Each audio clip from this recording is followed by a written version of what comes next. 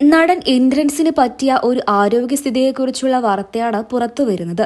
കുറേയധികം നാളുകൾക്ക് മുൻപ് സംഭവിച്ച വാർത്തയാണ് എങ്കിലും എല്ലാവർക്കും ഇതിപ്പോൾ അറിയുമ്പോൾ കൂടുതൽ വിഷമമാവുകയാണ്.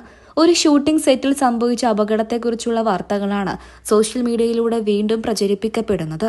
ഷൂട്ടിംഗ് സെറ്റിൽ സംഭവിക്കുന്ന അപകടങ്ങളൊക്കെ നിസ്സാരമായി കണ്ട് അത് അഭിനയത്തിലേക്ക് കൊണ്ടുവരാതെ ശ്രമിക്കുന്നവരാണ് കലാകാരന്മാർ.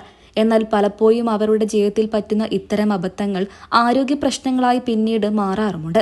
അത്തരത്തിൽ ഒരു ചവിട്ട് കിട്ടിയതിനെക്കുറിച്ചുള്ള അതിനെക്കുറിച്ചുള്ള വിവരങ്ങളുമാണ് ഇപ്പോൾ സോഷ്യൽ മീഡിയയിലൂടെ പുറത്തു വരുന്നത്. ഒരു സിനിമയിൽ അഭിനയിക്കവേ നടൻ ജയറാമിൽ നിന്നുമാണ് അപ്രതീക്ഷിതമായി നടൻ ഇന്ദ്രൻസിന് ഒരു ചവിട്ട് കിട്ടിയത്. സിനിമയുടെ ഷൂട്ടിങ്ങിന്റെ ഭാഗമായിട്ടായിരുന്നു ജയറാം അങ്ങനെ ഇന്ദ്രൻസിനെ ചവിട്ടിയത്. അന്നും ഇന്നും ഒരുപോലെ സിനിമ കാണുമ്പോൾ ആ സിനിമയിലെ ഏറ്റവും തമാശകരമായ ഒരു രംഗം തന്നെയായിരുന്നു അത് എന്ന് വേണം പറയാൻ. എന്നാൽ അതിന് പിന്നിൽ ഇത്രയും വലിയൊരു അപകടമുണ്ടായിരുന്നുവെന്ന് ആരാധകർ പിന്നീടാണ് തിരിച്ചറിഞ്ഞത്. ജയറാം ഇന്ദ്രൻസിനെ ചവിട്ടവേ ഇന്ദ്രൻസിന് ആ വേദന ഇന്നുമുണ്ട് എന്ന് വേണം പറയാൻ. എല്ലാ വർഷവും ആരോഗ്യ ചികിത്സ എടുക്കണം. ആയുർവേദ ചികിത്സ ആ ചവിട്ടിയ ഭാഗത്ത് നിർബന്ധമാണ്. ജയറാമിന്റെയും ഇന്ദ്രൻസിന്റെയും സൗഹൃദം എല്ലാവർക്കും അറിയാം. അതുകൊണ്ട് തന്നെ ഇവരുടെ വാർത്തകളൊക്കെ തന്നെയും അറിയാൻ ആരാധകർക്കും വലിയ ഇഷ്ടമാണ്. ഇന്ദ്രൻസിന് സിനിമാ മേഖലയിൽ അത്രയും പ്രിയപ്പെട്ട തന്റെ ഉറ്റ ചങ്ങാതിയായിരുന്നു ജയറാം. അതുകൊണ്ട് തന്നെ അദ്ദേഹം ഒരിക്കലും അറിഞ്ഞുകൊണ്ട് അങ്ങനെ ഒരു ചവിട്ടില്ല എന്നുള്ളത് വ്യക്തമായതുകൊണ്ട് തന്നെ ഇന്ദ്രൻസ് ആ ചവിട്ടിനെ കുറിച്ച് ഇതുവരെയായിട്ടും എവിടെയും പറഞ്ഞിട്ടില്ല. എന്നാൽ പറഞ്ഞത് ജയറാമായിരുന്നു. തന്റെ ഭാഗത്തു നിന്നും അങ്ങനെ ഒരു തെറ്റ് പറ്റിപ്പോയി എന്നും എന്നാൽ അതൊരിക്കലും അറിഞ്ഞുകൊണ്ടല്ല എന്നുമായിരുന്നു ജയറാം ഒരു അഭിമുഖത്തിൽ വെച്ച് തുറന്ന് സംസാരിച്ചത്.